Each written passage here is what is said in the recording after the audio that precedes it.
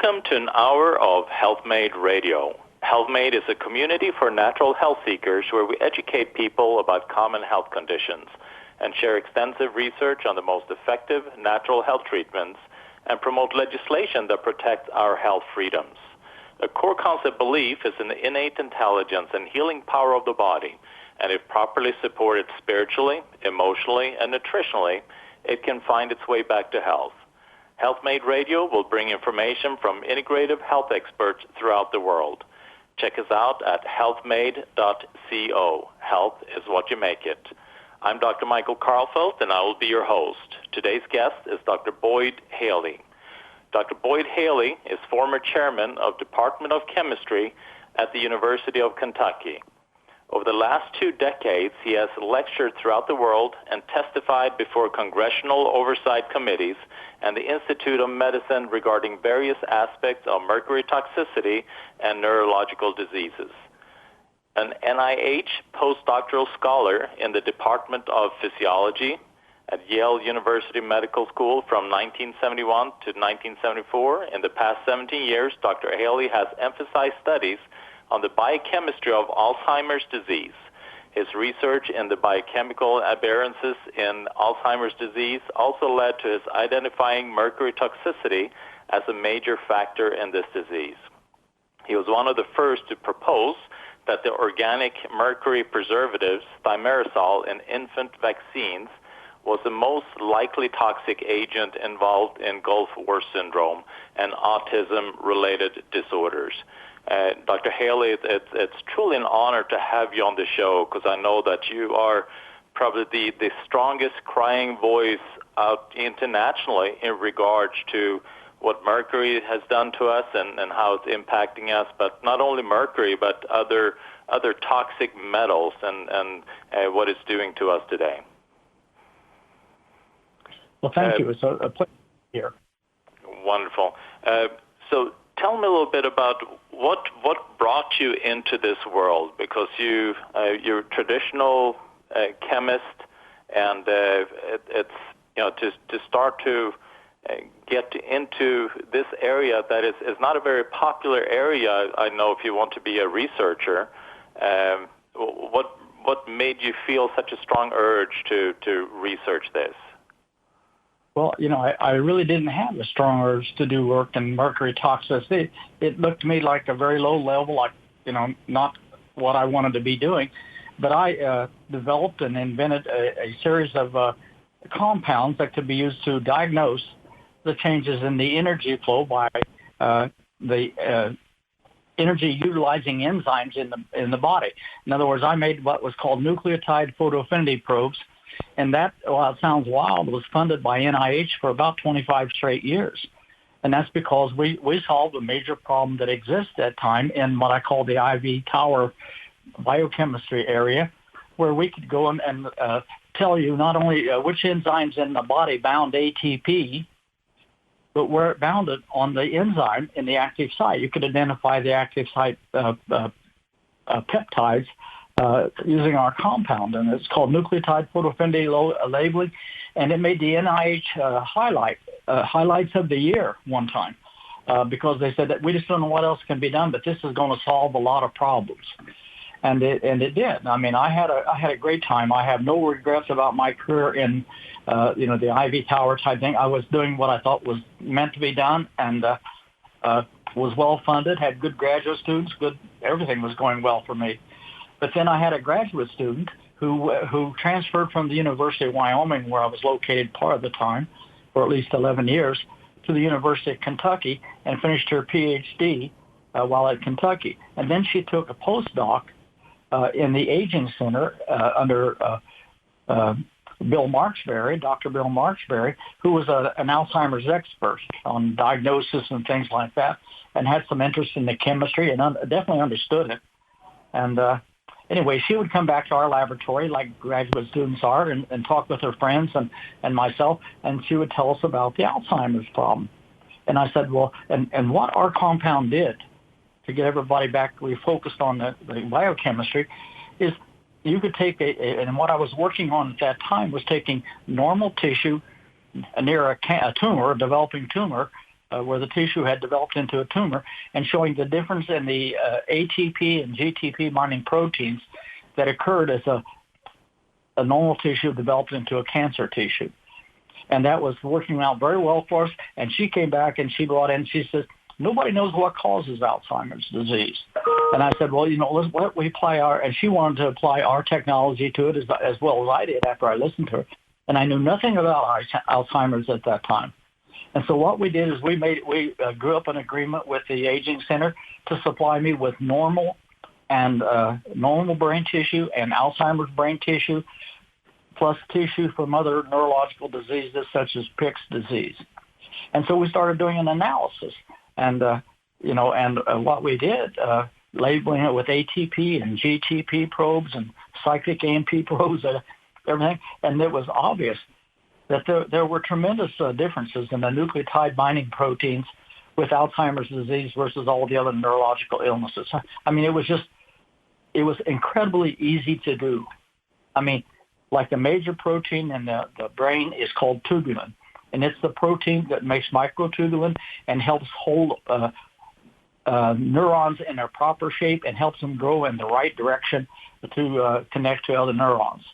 And that protein was over 80% inhibited in the Alzheimer's disease brain with its ability to bind GTP compared to control or to even other neurological illnesses. That abnormality was only seen in Alzheimer's disease, and it corresponds to the increase in neurofibrillary tangles that you saw in the brain. I mean, we saw a tight correlation at that time. And so anyway, we published that data, that tubulin, creatine kinase, and glutamine synthetase are three major ATP binding proteins in the Alzheimer's disease brain that are, I'd say, basically almost totally, with the case of creatine kinase and glutamine synthetase, totally non-functional, and over 80% non-functional in the tubulin. So that was, and that's been accepted. Nobody argues with me about that. I mean, I would say that the NIH didn't even mention it because it kind of got sideways with their amyloid project. They thought, they made the statement that amyloid was a cause of Alzheimer's disease. And I after reviewing that area for a while, I told them, no, it's not the cause. It's the result of the disease. Amyloid is being caused because that brain's got Alzheimer's. Whatever's causing the breakdown of the tubulin and other things in there is also causing the amyloid. It's not the cause. It's a result of the disease. There has to be an environmental cause. Yeah, and just kind of, so the ATP is for people, ATP is like the energy currency within the cell. So without ATP, you have no energy within the cell. And the Alzheimer has been connected to be like the type 3 diabetes, which means that you are almost dealing with like an insulin resistance within the brain, or you're not able to transport energy into the brain. So the brain is not getting the energy that you need. Like you're saying, it was about kind of 80% dysfunctional, tubulins, which are then helping with the ATP production. And so, and what was interesting is that you were talking about cancer as well, and that is also looked upon as a mitochondrial dysfunction or energy deficiency within the cell, turning then the cells to become cancerous, correct? Yeah, well, anytime there isn't a biochemical process that is not controlled by its energy flow. And mitochondria primarily are the major player in those kind of roles. Yeah, and that is just the basic function within the cell. If the mitochondria gets dysfunctional, then that cell obviously is not able to repair, detoxify, or regenerate in any shape or form. It becomes very stunted in all those areas, whether it's a brain cell or a liver cell or a kidney cell or whatever it may be. Yes, and but going back to the thing that I talked about, when I published this research, it was widely accepted as correct. That the brain tubulin was gone, and this disturbance of the tubulin would cause the formation of neurofibrillary tangles. But I read a book. I went to the Aging Center and I got a book out, and it was a book addressing the results of a study on about 200 pairs of identical twins from World War II. And they followed them to see which ones which diseases were definitely genetic and which ones were caused by some sort of toxic or bacteria or infectious exposure, and because they would be different. I mean, the ratio of them getting. And what they put Alzheimer's disease in a category of not a genetically inherited disease, but a disease where you inherited the tendency to, the likelihood that you would get it. In other words, you could have two twins. One of them could get it, the other one could totally avoid it. But the likelihood that the second twin would get the disease was elevated over control, over basic levels. And so that made me think that there's an environmental toxin. That's strongly what it indicates. And so I went back. At that time, people were talking about aluminum from aluminum pots and pans being the cause of Alzheimer's disease, likely. And so I went back and did a study, taking normal brain homogenates and adding different levels of metal ions and different combinations, etc., to the control brain to see if I could induce the biochemistry, aberrant biochemistry that was occurring in Alzheimer's disease brain. Because one thing that I knew, creatine kinase, glutamine synthetase, and tubulin all have reactive sites in their nucleotide binding site. Because I was a nucleotide biochemist. I looked at active site structures. And what we found, and it just fell out. I mean, it wasn't even hard. I mean, you don't deserve any award for doing this. It was basically very simple and straightforward.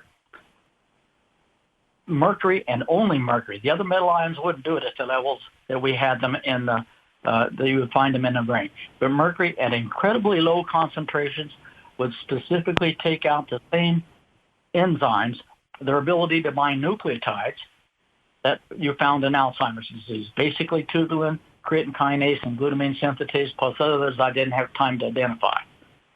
So pretty much all the hallmarks of Alzheimer and also that energy deficiency is, that mercury could create all of that.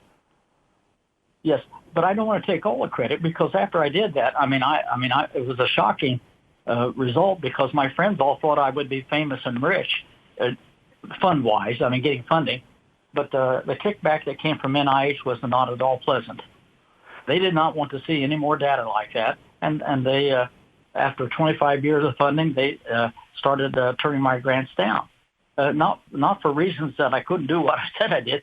They just were not interested in what I was doing, which was showing that mercury was a major player in Alzheimer's disease. And I never said it was the only cause. All I ever said was, if you're a person that's susceptible to getting Alzheimer's disease, if you expose yourself to mercury, that's going to be a major contributor to you crossing that thin red line into dementia. Yeah. And I had no acting with the American Dental Association at that time. As a matter of fact, I didn't even know very much about dental amalgams at that time. But other people, after I did that, since I've done that, I want to complete the story. Since I've done that, people in the University of Calgary in Canada, people in Geneva, I think it's the University of Geneva, but I'm not sure. But in Europe, found out, did something similar to mine and found the same thing, that mercury caused the hyperphosphorylation of tau, whereas the people in Calgary showed that it caused the tubulin to unwind, to abnormally polymerize and squirrel up like I did, seeing it in a film, a microfilm. And then and since then, the people in Korea, South Korea, a university, has shown that mercury causes the buildup of beta amyloid, not by inhibiting, not by doing anything, but inhibiting the synthesis and the production of the protease that's made to chew beta amyloid out. In other words, it prevents the production of senescent, which is the protease that chews up beta amyloid. And so, protease is an enzyme. It's a protein digestive enzyme. Yes, it's a protease. Yeah, wonderful. Well, we're going to take a quick break, okay. You're listening to HealthMade Radio. I'm here with Dr. Boyd Haley, and we'll be right back. Welcome back to HealthMade Radio. I'm Dr. Michael Karlfeldt. I'm here with Dr. Boyd Haley, and we're discussing the impact of heavy metals on your brain and your whole neurological system. So So that was fascinating. So you're seeing the research that you were finding out that it was then confirmed in all these other locations throughout the world. And still, I mean, Alzheimer's becoming a huge, huge issue here in the United States and all over. And NIH, they pretty much said we don't want any of this research in regards to mercury and its impact. Well, there's a whole political base that doesn't like the fact that you might blame mercury on some of the illnesses that come around, but they're going to have to live with it because they can't escape it. And when I first did that, you understand, everybody believed the FDA and the ADA that the mercury from dental amalgams was not toxic and the mercury from the vaccines was not toxic, was not enough to do it. They had every excuse you could count on or expect someone to come up with. It's not reactive, or it's too small amount, etc.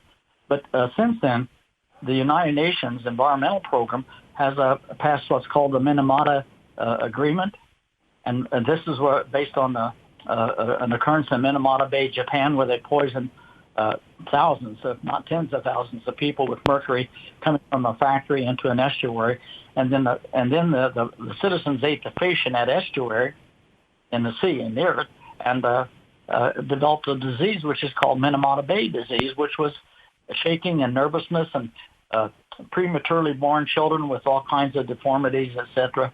And so the United Nations has come out, and there's a worldwide agreement now to eliminate, asking everyone to eliminate the use of mercury in dentistry and in medicine to protect the populations in the world. So I'm curious because they're saying then that very small amounts, like when we have a silver filling, which has mercury in it, or you're getting vaccines, you're getting such small amounts. I mean, is that enough then to trigger these neurological impacts like dementia, Alzheimer's, or other neurological conditions, like you were talking about the shaking syndrome in Japan? Yes, it is. And that's the thing that amazes me, that you took the science, and we went to the FDA 2 times, showed them some of the science and the concentrations and the amount released. And the mistake is saying that the amount of mercury coming off of dental amalgams is a small amount. It's coming off at a steady rate. If you were a building, they'd shut your mouth down. I mean, the OSHA would shut you down. And it comes off 24 hours a day, every day that you have them in your mouth. And if you chew on something hard, or if you drink hot drinks, it comes off even faster. It is not a small amount of mercury. And mercury is a retention toxicity. In other words, it's not the amount of mercury you get. You don't get it and get rid of all of it. I mean, in certain places, like in your brain, it has a half-life. Part of the compartments has 27-year half-lives. I mean, in other words, it goes in your brain, and you want to get rid of it, you've got 27 years to get rid of half of it. And if it keeps coming in on a daily basis, you don't ever get rid of all of it. So you have patients that do these different detoxifications, and they do it for a couple of months to detoxify mercury. And in reality, they really haven't touched anything. They haven't. And that's what I worked on. That's the last part of my research, the last part of my career, is I made this chelator that was uncharged and would cross the blood-brain barrier and go into the brain, where most chelators that have been used for the longest time, or all of them, like EDTA, DMPS, and DMSA, they're charged. They never get out of the blood. When they're in the blood, they're slowly being kicked out into the urine by the kidneys, and they never ever, since they're charged and they're not a natural compound, they don't have a natural carrier site, they do not get inside the cells, at least not very effectively. And so they don't get inside the cells where the real toxic mercury is occurring. They definitely don't cross the blood-brain barrier very effectively. And if you don't cross the blood-brain barrier, you can't get the mercury out that's causing neurological symptoms. I mean, it's just impossible. And that's what I corrected. Wonderful. We're going to take a quick break. You're listening to Health Made Radio. I'm here with Dr. Boyd Haley. We'll be right back. Welcome back to Health Made Radio. I'm Dr. Michael Karlfeldt. I'm here with a chemist and former chairman of the Department of Chemistry at the University of Kentucky, Dr. Boyd Haley. And he's been talking about the impact of mercury in our neurological system and brains for more than 20 years, and also come out with some amazing technology in how you can get that out of the brain and out of the neurological system. So I want to just before, because I want to chat quite a bit about your agent, how, and also the process of chelation, but I really like to establish, so the Mercury Vapors, you were talking about when people are chewing, or it's a consistent release, but if you're chewing or you're drinking something hot, then it really increases the amount of vapor. And you said that goes into the brain and then just sits there and it doesn't leave, so and it hangs out there. You said a half-life of 27 years, which means that if you've had a tooth for 10 years, the half-life of that, after that, to be 10 years plus 27, and then to get rid of another 25%, that's another 27 years and so forth. So it pretty much stays there for a long time. It certainly does, and that's supported by the National Health and Nutritional Evaluation Survey. It's called the NHANES study, where they take the blood and urine of 6,000 women or men, and they compare the amount of natural compounds and anything in their blood or urine that is normally there, such as mercury, and they look at it. And if you look at that, when women pass the age of 18, they start collecting mercury in their bodies, at measurable rates and at measurable levels, and at levels that some people, and not me, but other people say that would render these women who have been had some age on them and had dental amalgams or eating fish or whatever they're doing, that their mercury levels would be such that would render susceptible to neurodevelopmental disorders any child they would give birth to. So that's, again, another arm of the government saying that, not me. And it was abstracted out by a researcher at the University of California, Los Angeles, and it's it's something that everybody should look at. I mean, we are not without exposure to toxic heavy metals, and not only mercury, but lead, cadmium, thorium, uranium, etc. And I see a lot of urinary mercury evaluations from different patients. And there's all kinds of stuff around here that one would never think. Where would a housewife in Florida get toxic levels of mercury? I mean, not mercury, uranium. I don't know. And the serious thing about that is we are now in an area where we are doing something we really, truly do not understand.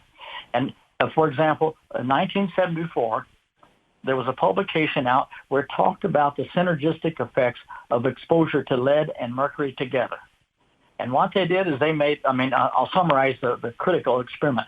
They determined the LD1, the LD50, and the LD100 of the lead solution in rats. And they did the same thing with... LD stands for lethal dose, right? Yes. Yeah. But anyway, what they found, they thought, well, now we'll look at this and we'll see what's the synergistic effect if we had a lethal dose of mercury or a sublethal dose of mercury with a sublethal dose of lead. And so what they did, they added to an LD1 of mercury, an LD1 of lead, and killed all the rats. So it became 100%. an LD100 by combining an LD1 of a very low dose of mercury, a very low dose of lead, and then when you combine those two together, it doesn't double the impact. It doesn't become LD2, it becomes LD100. That's correct. And that's a publication accepted, and he did that over and over with other metals and other combinations, and there's no doubt about it. Heavy metals have a synergistic effect. So when you look at someone and you say, well, your mercury level is too high, but your lead is a little high, so you'd have to. We should do something about that. Yeah, I guess you should. That could really make that mercury incredibly toxic. And the thing is, none of us know the answer to how toxic these would be at this time. I mean, what are the combinations? Now, I did several of those. For example, when you looked at the Thimerisol, that's the organic mercury compound used to preserve vaccines. I did a series of studies where we took neurons in culture that would live for about 24 hours. They would slowly die over a 24-hour period, but 25% of them would still be alive at the end of the 24 hours. And if you put Thimerosal in there, they would die much quicker. I mean, they would die a lot quicker.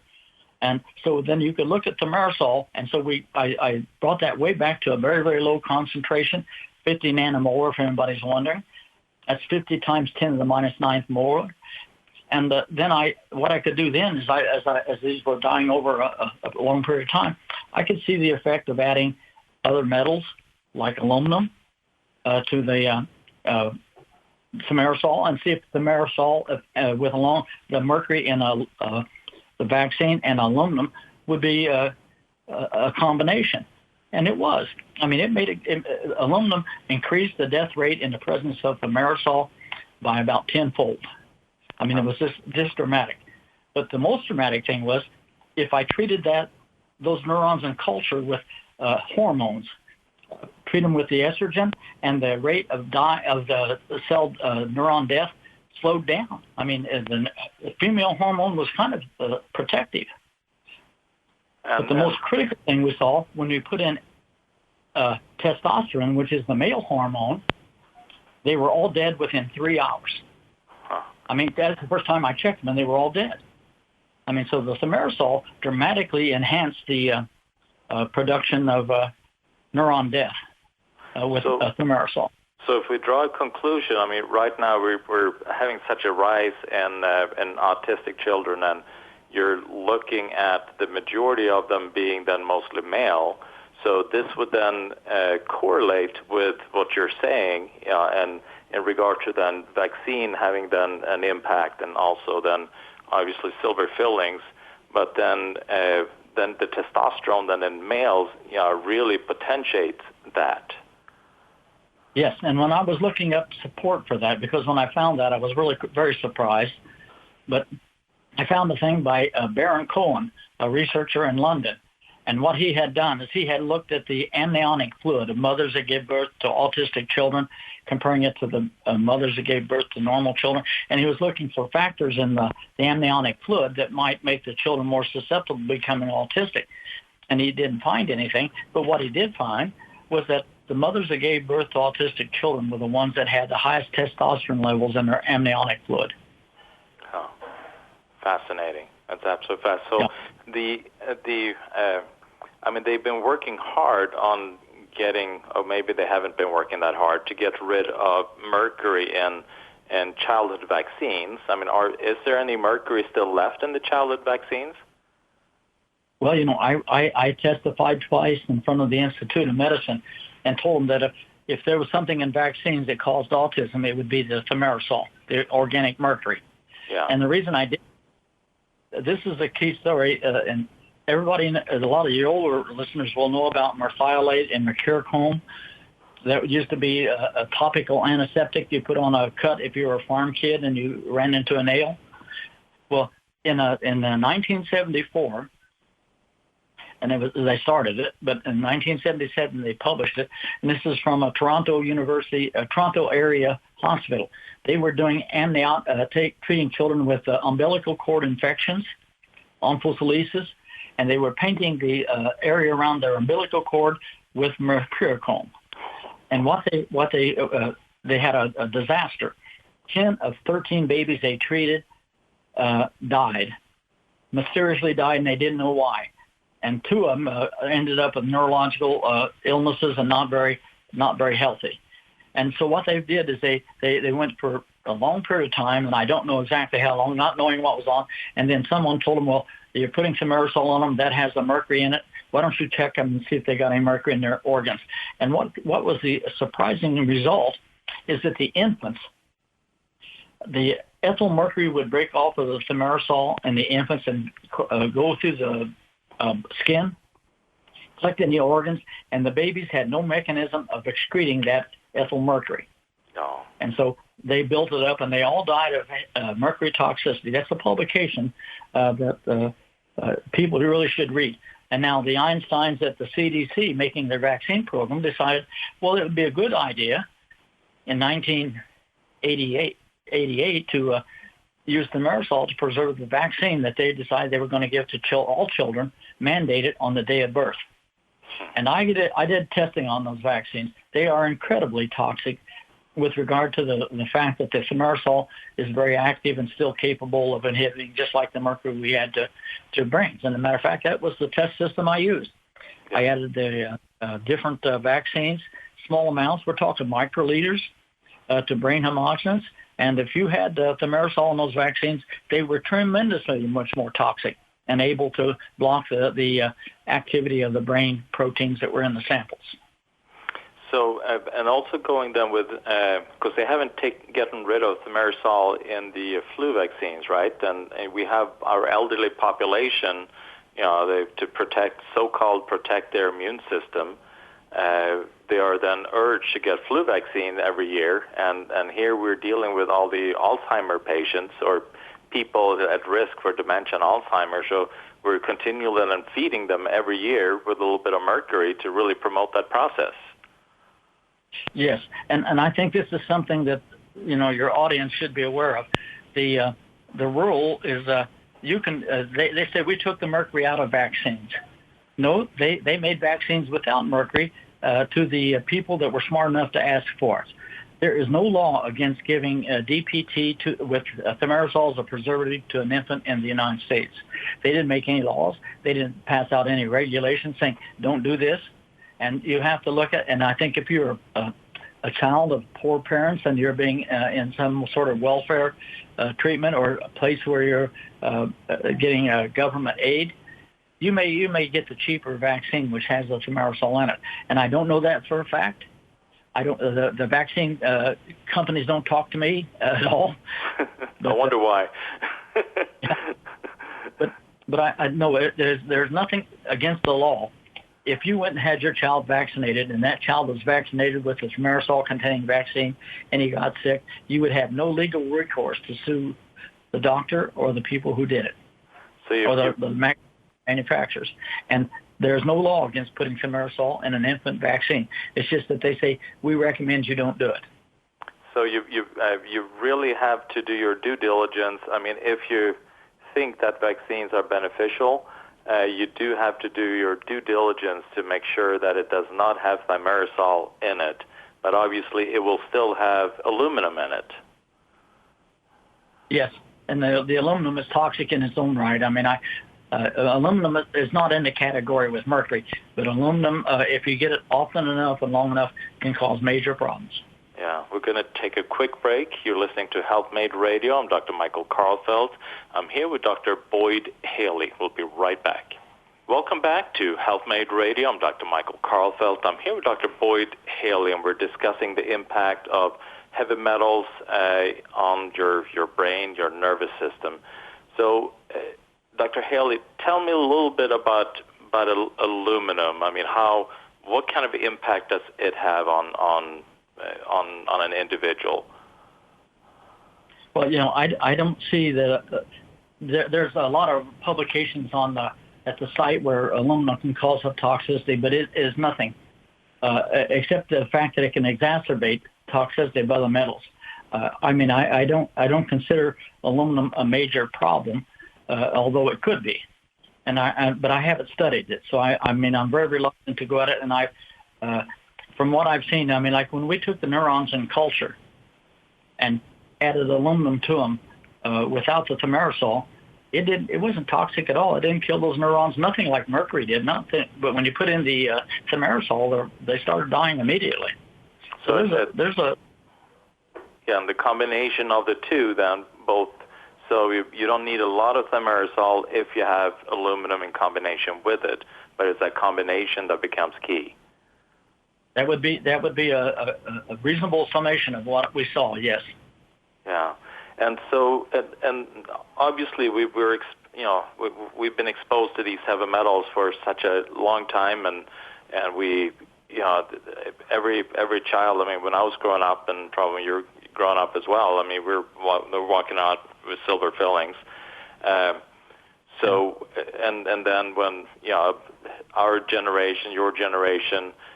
Then have children, then you have these heavy metals that are then going through the placenta into the child, and the child is then impacted.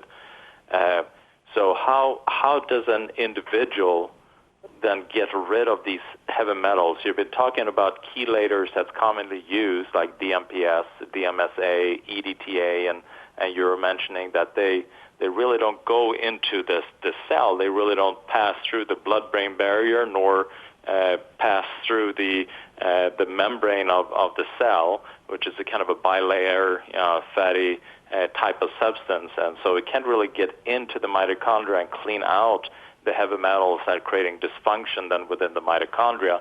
So what does one do? I mean, how is that done? Well, that was the research problem I picked up. I decided after reading everything and looking at people that were taking DMPS and DMSA and how ineffective they were, and the fact that neither the United States nor the European Union have an approved method for getting mercury out of your body, because they have never studied how to do it. It's not that hard, and so I sat down and started working in my laboratory to make a chelator. I had to have a compound. I had to have two properties for certain. It had to be uncharged and able to go through biomembranes, by diffusion, and it had to have very, very tight binding for mercury and perhaps other toxic metals, but mainly just mercury at that time. And so we made this compound that we thought, several of them. We made a huge number of these compounds, and then we started testing them, and we found one that was seemed to be, first of all, it had to be safe, and it had to be able to bind mercury. And we could test that in the laboratory, the binding of mercury. And we made a compound that binds mercury with almost a KD of infinity. It never lets the mercury go once it binds it. And this is made in a laboratory working on trying to extract mercury out of coal mining water at David Atwood's laboratory in the University of Kentucky. He was an assistant professor at that time. I hired him to come there, and and I enjoyed I thought it was real important that we start cleaning up the environment. So that was part of my project as chairman. Anyway, the bottom line is this compound, we sorted through them, and then we started injecting them into rats to see which ones were toxic. And we found one that you couldn't give enough to make a rat sick. And it bound mercury very tightly, so then we did the next step, and that's the experiment. It's published, and anybody can read it and get a copy of it. But it was under the left-hand side of the flab of the stomach of the rat, we would inject a lethal dose or 2 lethal doses or 14 lethal doses of mercury, whatever we wanted to do. And then we could wait 20 minutes, allow it to diffuse through the body, through the abdominal cavity or wherever, and then we could put the compound or drug, inject it on the other side of the stomach, and 20 minutes later, and see what did the rats survive, because they didn't die right away. The result was the rats that were given 1 lethal dose died within 6 days. All of them were dead in 6 days. If we gave them the compound, we called it NBMI at that time. It's now called Amerimed. None of them died. None of them even acted sick. So then we gave a double lethal dose of the compound, and then the rats all died within 3 days. They were all dead if we didn't treat them. If we treated, none of them died. That's a lot of mercury for a rat, by the way. And so then I jumped way ahead, and I thought, well, let's do 14 times the lethal dose. So we gave them 14 times the lethal dose, and all the rats were dead, but somewhere between 3 and 6 hours they died if we didn't treat them. If we treated them, at the end of 4 days, they were all still alive. On the 5th day, 3 of the 10 died. The other 7 lived forever. And I only treated them one time. I didn't give them double treatments or anything like that. It was just one treatment to see. I want to see that the compound would diffuse through the body and run down the mercury and bind it and eliminate its toxicity, and it did. And this was the 14 times lethal dose. Yeah. And 70% of them survived. Some of them were dead within 3 hours, and some of them, I don't know exactly when they died. They weren't breathing very well, I can tell you that. You didn't have to worry about them running away. They just laid there and died. Yeah. And if you gave them our compound, and even if you gave them our compound, they were lying there. When I put them in the cage that night, I thought they were going to die. I mean, I thought they were in a process of dying, and that was going to be just a blown experiment. I went too high. But the next morning, the ones that we gave the compound to were up running, walking around, eating and drinking. I mean, they didn't look so good, but they lived, and they didn't. Then they totally, over time, totally recovered. That's amazing. So how it is. And then kind of going then to all the different diseases that we've been talking about, that mercury may be a huge, that you've shown is a huge player, like Alzheimer, or we're talking about autism. And I know you also talked about like the Gulf War syndrome. You really pinpointed and showing that the Thimerosal and all the vaccines, could be a big player with the Gulf War syndrome, dealing with chronic fatigue and pain all over and so forth. So for an individual then getting rid of the mercury using your compound, you've then seen changes in these kind of diseases that are mercury related. Yes, I mean there's certain things I can't give you the answer to in detail, but people don't hear anecdotal stories, and so we have now in progress. We treated mercury toxic gold miners in Ecuador that had huge levels of mercury in their blood and urine. I mean, huge. And we treated them 2 weeks because that's the most the FDA and the EMA would allow us to have a treatment. And what we did is we had very positive effects. The urinary mercury level in 10 of 11 dropped dramatically. All the miners that had tremors that took the drug lost their tremor. And the fatigue, not chronic fatigue, the mental and physical fatigue levels responded dramatically. I mean, they decreased dramatically, significantly, statistically significantly.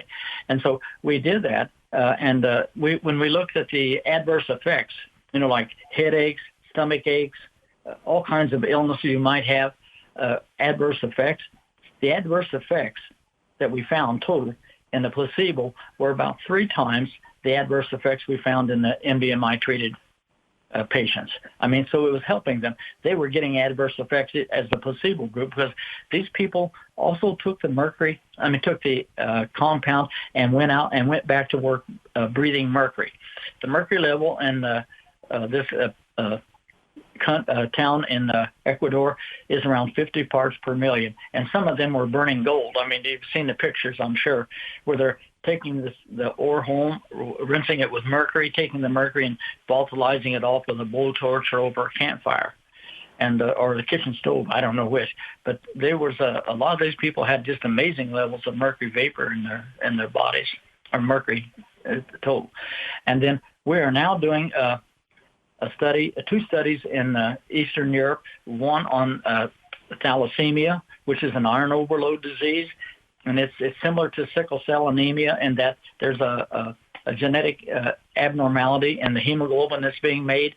And so their cells are very labile and break down, and they have to take multiple blood transfusions to keep alive. And when they do this, they build up iron in their blood, and it's called iron overload diseases. And we have been treating these people using our drug to bind the free iron, because that iron, you can take NBMI and put it in a rat up to 5,000 milligrams per kilogram body weight and not extract any iron, not lower their iron levels at all, because that iron is bound by proteins, which our compound evidently is extruded from and does not get in there and get a chance to bind the iron. But if you have a little bit of free iron, if you put iron in there yourself, just drop in, iron ions, our compound will bind all of it. And what we have found with the iron overload that was building up at around 40% per 2 weeks in the patients that weren't treated, our compound totally stopped it. It's going to be a phenomenal iron overload treatment, and that goes for sickle cell anemia. Sickle cell anemia is an iron overload disease similar to thalassemia, and so we're hoping that we're going to get better research not better research. It couldn't have been much better. I mean, we totally stopped the iron buildup in these patients, and without any adverse effects. That's incredible. The key. Yeah, and I think it's important for all the listeners to really understand, what the point that you made, that the the bound iron is not impacted, and it's a bound iron that we use, like in the hemoglobin, and we use for all our physiological functions. But then the free iron that's floating around, that's actually damaging to the body. I mean, it creates all these different radicals, free radicals, that can really be damaging. Yeah, and that's what Mercury does. I want to, again, thanks for the opportunity to refocus on the Alzheimer's disease. Mercury Vapor, which is Hg0, has no charge, is a gas, can go through the blood-brain barrier with a great deal of ease, and it does, because it likes the fatty brain. But when it gets in the brain, there's an enzyme in the brain that takes the Hg0 and converts it to Hg2+, and that's the toxic form. Once you take that Hg0 and convert it to the Hg2+, it can't go back out of the brain. It can't go back across the blood-brain barrier because it's charged. And what does that iron do? It goes into the mitochondria, and the reason that most of it goes into the mitochondria, that's been shown now by some elegant research by others, not me. It goes into the iron and goes into the mitochondria and binds to the electron transport system in the mitochondrial inner membrane, because that's the highest concentration of sulfur in the body, is in that electron transport system. They call them iron-sulfur centers. And mercury goes in there and displaces the iron from the electron transport. When it does that, the electrons can't be transported down that electron transport system anymore, so the electrons get dumped out into the inner mitochondria. And then when it binds there, it displaces the iron. The iron that was bound to the iron center is now Fe2 and 3+ out in the solution, and so you're putting iron and electrons into the mitochondria by the blockage of mercury. And then what happens with that electron? That electron goes to oxygen that you're breathing, and that makes superoxide anion, O2-. And that superoxide anion, this mutates and goes into hydrogen peroxide, and then iron, Fe2+, 3+, bind to the, they don't bind to anything. They don't have to, in the Fenton reaction, with no enzyme involved, can convert hydrogen peroxide into hydroxyl ion and hydroxyl free radicals, which are the most damaging, killing molecules made in your body. This is what makes people die. It's what makes people age. And this is all produced by free iron and hydrogen peroxide in the body. And you're seeing then the mercury, like you're saying, the Mercury Vapors, they seem tremendously inert as they are passing through the body, but once they are locked into the cells, into the fatty tissue in the brain, and they are then being reacted on, that initiates this whole chain reaction that creates these extremely damaging free radicals that, like you said, it can kill an individual, create tremendous degenerative diseases, along with obviously rapid aging.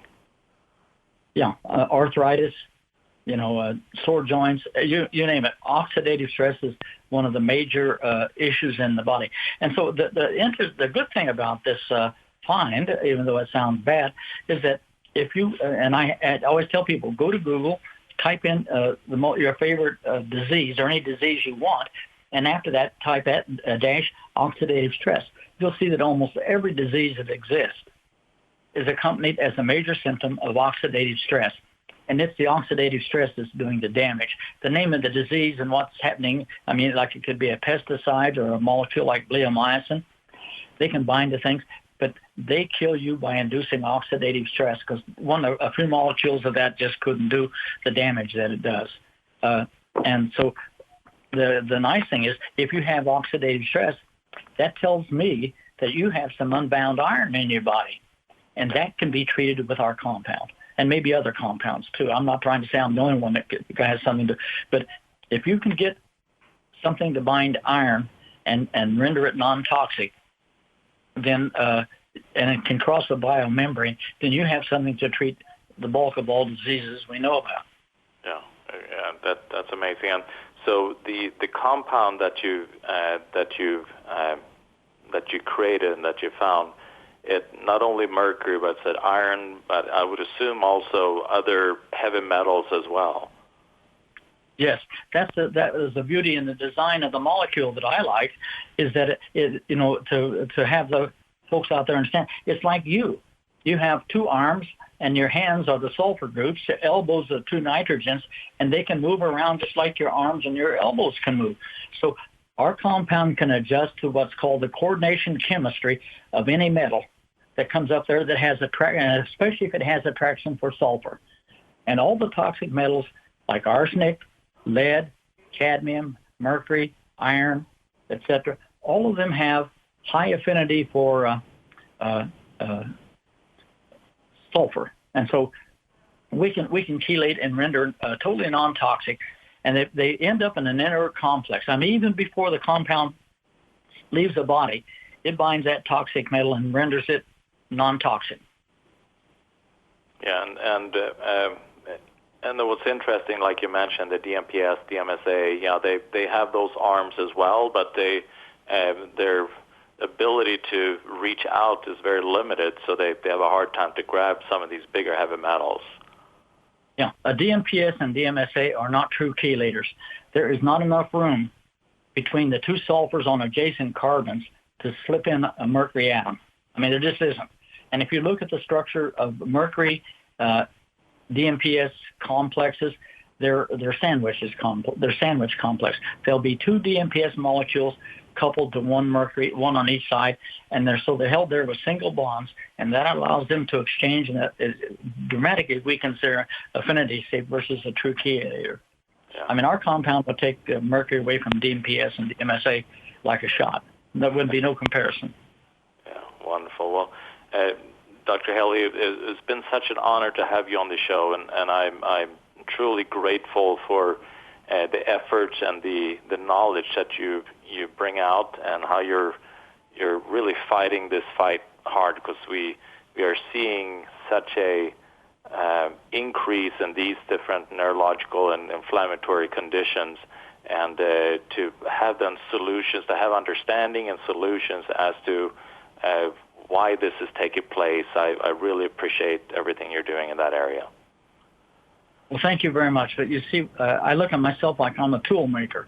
I made a tool, and what I want to do is I want to get it in the hands of the medical doctors and the community who interact with the local patients, and see what else it will do and how well it'll do it. Because we can't optimize it, because I don't treat humans, and the medical doctors can, though. And so I'm hoping that in the next few years we see a lot of clinical studies with humans using this compound and similar compounds.